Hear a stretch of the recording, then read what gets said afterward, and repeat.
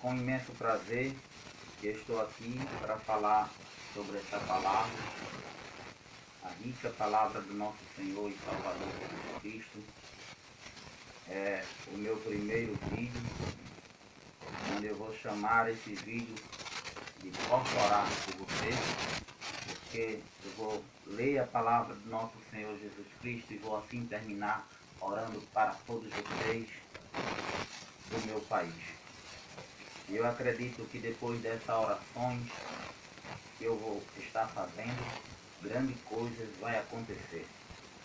Porque a Bíblia vai nos dizer que a oração do justo vale os seus efeitos. Eu gostaria de ler uma passagem muito conhecida da Bíblia, chamada A Pesca Maravilhosa. Sei que muitos já ouviram sobre essa passagem, mas a palavra de Deus, ela tem uma grande vantagem. A palavra de Deus, ela nunca envelhece. As coisas desse mundo passam, as coisas desse mundo envelhecem, mas a palavra de Deus não envelhece. Como disse a própria Escritura, passarão os céus e a terra, mas as minhas palavras não hão de passar. Há pessoas que dizem que a palavra de Deus se renova. Eu digo que a palavra de Deus, ela é nova, porque ela nunca fica velha. Glória a Deus. Vamos assim, então, ler essa maravilhosa passagem, como eu já tinha falado, a pesca maravilhosa. E aconteceu que, apertando a multidão para ouvir a palavra de Deus, estava ele junto ao lago de Genezaré, e viu estar 2 barcos junto à praia do lago. E os pescadores, havendo descido deles, estavam lavando as redes. E entrando num dos barcos, que era o de Simão, pediu-lhe que o afastasse um pouco da terra, e assentando-se, ensinando do barco a multidão. Ensinava do barco a multidão. E quando acabou de falar, disse a Simão: faze-te ao mar alto, e lançai as vossas redes para pescar. E respondendo Simão, disse-lhe: mestre, havendo trabalhado toda a noite, nada apanhamos, mas porque mandas, lançarei a rede. Glória a Deus por essa palavra, onde aqui a gente pode ver muitas coisas boas em cima dessa palavra. Eu quero começar falando sobre esse lago, sobre esse mar, que era bem conhecido, que era o Mar da Galileia.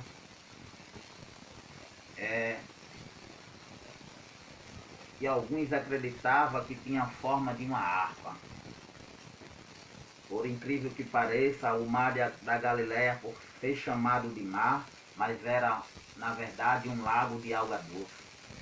Um lago de água doce, com 166 quilômetros quadrados, ou 13 quilômetros de comprimento, por 7 quilômetros de largura. Esse mar tinha valor muito importante para o pessoal daquela região. Era um mar formado pelo Rio Jordão, onde Jesus ali costumava estar ali para pregar a sua palavra, para cumprir o seu ministério. A gente vai ver isso lá no livro de Mateus, capítulo 4 e versículo 11.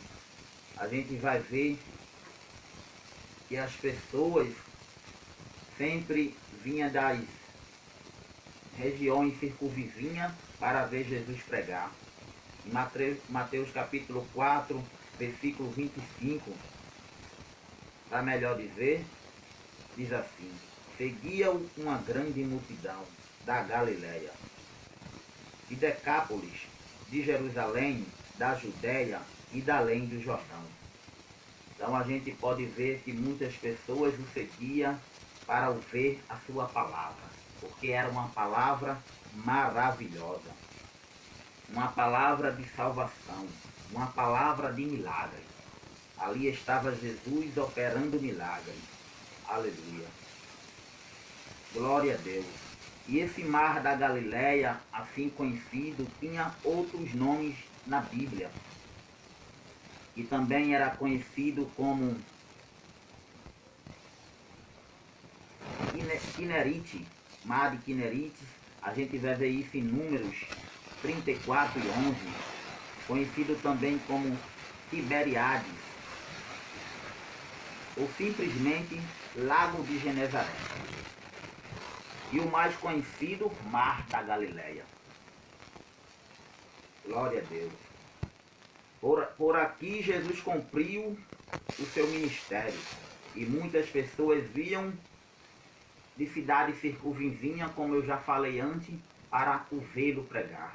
Porque era maravilhoso ver aquele homem pregar. Mas essa passagem que a gente acabou de ler, aqui a gente vai ver Jesus chegando, aleluia, para esses homens que estavam pescando e após ter passado toda a noite, não tinha conseguido pegar nada, não tinha conseguido trazer nenhum peixe. Posso ver aqui o pensamento desses homens, a preocupação deles como estava. O seu trabalho não dá certo. Imagine você trabalhar a noite toda para ir buscar o pão de cada dia para os seus filhos e não conseguir trazer. Aleluia. Mas Jesus, ele sempre vem com a solução para os nossos problemas. Quando a gente pensa que tudo está perdido, Jesus sempre vem com a solução para os nossos problemas. E assim aconteceu com esses homens. Eram homens inteligentes no ramo da pesca. A gente sabe que Pedro e os outros discípulos que estavam nesse barco, ele conhecia de pesca. Aleluia. Ele poderia até ignorar a Jesus quando Jesus disse: faz do mar alto, bota a rede de novo para pescar. Ele poderia dizer: rapaz, tu és um carpinteiro, tu queres saber mais do que eu que nasci dentro dos mares? Aleluia. Ele podia assim estar contestando com o mestre. Mas uma coisa que muito me chamou a atenção foi que Pedro resolveu obedecer. E é maravilhoso quando a gente obedece a Jesus. Quando a gente obedece a Jesus, algo vai acontecer. Alguma coisa vai acontecer. Porque obedecer a Jesus é melhor. E Pedro resolveu obedecer. Pedro, ele não seguiu a lógica da coisa quando ele resolveu obedecer a Jesus. A gente vai ver homens na Bíblia que também tiveram esse exemplo de obediência. A gente vai ver Gênesis capítulo 22, versículo 8, onde Deus, ali ele prova a Abraão, pedindo que ele leve o seu filho Isaque para ser oferecido em holocausto. Aleluia. E a gente sabe que Abraão foi um homem que sempre pediu para ter um filho, mas não conseguia, pois a sua mulher Sara era uma mulher estéril, não conseguia ter filho, e que Abraão orou muito pela chegada de Isaque. A gente sabe que Isaque era o melhor que Abraão tinha. Aleluia. Era tudo o que ele esperava. Mas quando Deus chegou para Abraão e disse que ele tinha que levar Isaque para servir de holocausto, assim aquele homem resolveu obedecer. E lembro bem essa passagem quando Isaque pergunta a Abraão e diz: onde está o cordeiro? E Abraão diz a Isaque: Deus proverá para si, meu filho, o cordeiro. Aleluia. Obedecer a Deus é uma coisa extrema, é uma coisa muito importante. Obedecer a Deus é, às vezes, ser chamado até de louco. A gente, quando para obedecer a Deus, a gente rompe a lógica da coisa, como eu falei. O que tem lógico para de ter lógica. Aleluia. O que é lógico para de ser para obedecer a Deus. E a gente vai ver também outros exemplos na Bíblia, de Josué, capítulo 6, versículo 20. Aleluia. Pois o povo e os sacerdotes tocavam a trombeta. É uma passagem bem conhecida da Bíblia, da cidade de Jericó, onde ali Josué tinha que entrar naquela cidade, uma cidade conhecida por ter um muro muito forte, um muro com aproximadamente 6 metros de altura, aleluia, onde ninguém conseguia entrar naquela cidade, uma cidade jamais conseguida, uma cidade jamais que foi invadida como era Jericó, mas ali Deus chega para Josué e diz que ele tem que dar 7 voltas naquela cidade. 7 voltas tocando trombeta e eles iam vencer assim, daquela maneira. Às vezes não dá para acreditar um homem de guerra, de tática como Josué, ter que dar 7 voltinhas numa cidade. Não é a coisa lógica, não tem lógica. Mas Josué resolveu obedecer. E a Bíblia vai nos dizer que após ele ter dado as 7 voltas, os muros caem, e os hebreus conseguem passar mais uma trajetória. E Jericó, que era considerada por ser uma cidade muito forte, uma cidade que ninguém conseguia invadir, que ninguém conseguia entrar, que ninguém conseguia passar, ali se tornou a nada. Os muros se tornaram pó, porque Josué resolveu obedecer, resolveu romper a lógica da coisa. A gente vai ver também no livro de 2 Reis, capítulo 14, onde vai nos dizer: ele pôs e mergulhou-se no rio Jordão 7 vezes. Aleluia. A gente aqui está vendo uma passagem de um homem muito conhecido também na Bíblia, um homem chamado Naamã, o qual tinha uma enfermidade, o qual tinha lepra, e a Naamã foi dada a ordem de mergulhar 7 vezes no rio Jordão. Sabemos que era um homem muito inteligente, porque era um homem de guerra, era um capitão, e Naamã, ele até contestou, quando disse: por que tenho que dar 7 mergulhos para ser curado? Por que eu tenho que fazer isso? Será que lá na minha cidade não tem rio melhor do que esse? Melhor do que o rio Jordão? De fato, Naamã tinha rios mais belos do que o rio Jordão. E até Naamã ali não queria obedecer, quando ali um dos seus servos disse para que ele obedecesse, que não custava nada obedecer o que o profeta Eliseu estava ordenando. E Naamã pensou que realmente ele obedeceu, e ali o milagre aconteceu. Naamã ficou curado. Então, esses exemplos de obediência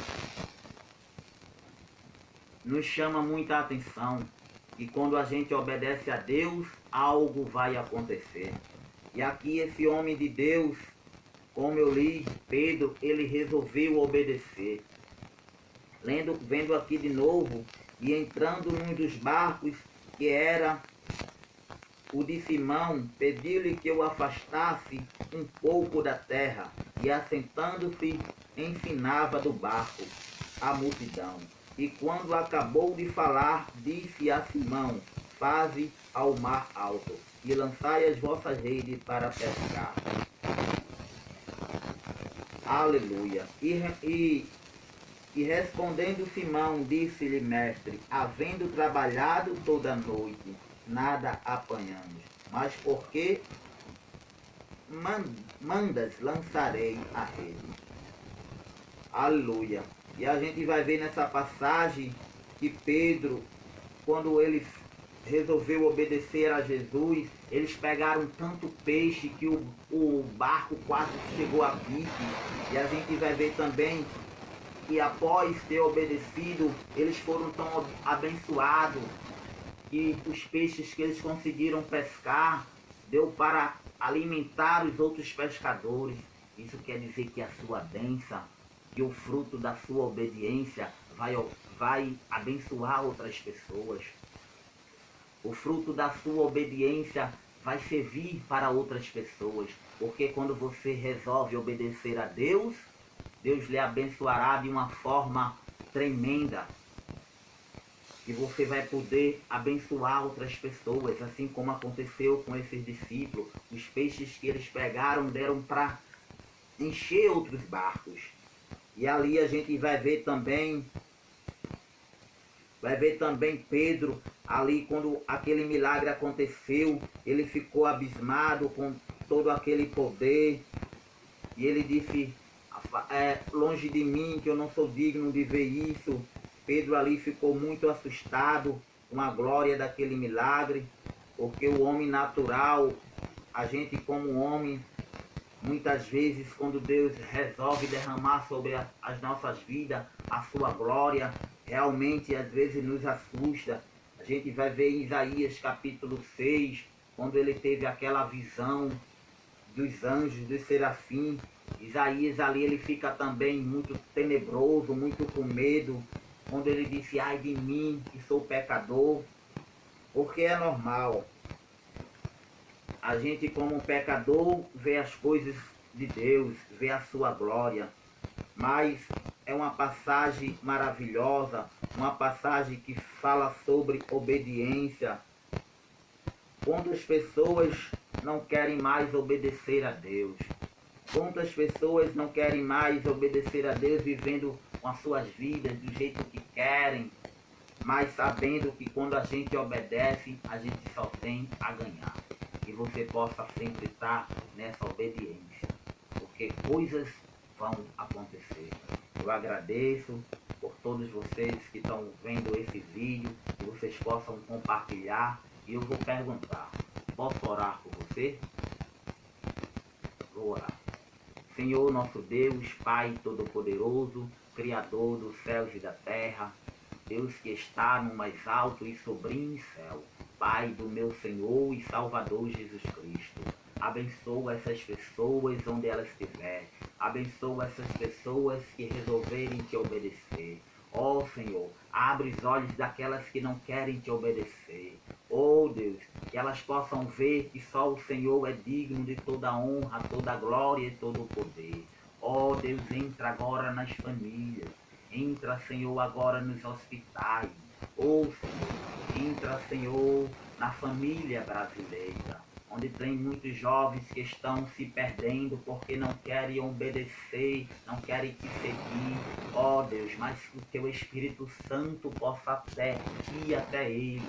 Aleluia, o Espírito Santo que convence o homem do pecado e da justiça. Onde tem uma pessoa agora, Senhor, arrependida, onde tem uma pessoa agora querendo te aceitar, querendo te seguir, querendo te obedecer. Escreve agora o nome dela no livro da vida.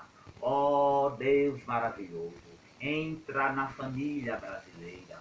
Ó Senhor, abençoa o meu Brasil, toma o rumo desse país, porque eu sei, Senhor, aleluia, que não adianta troca de presidente, não adianta só isso, aleluia, eu sei, Senhor, como disse o salmista, feliz a nação cujos Deus é o Senhor, que essas pessoas possam entender, Deus, que o Senhor é a solução, que o Senhor é a solução, que o Brasil possa se render aos teus pés.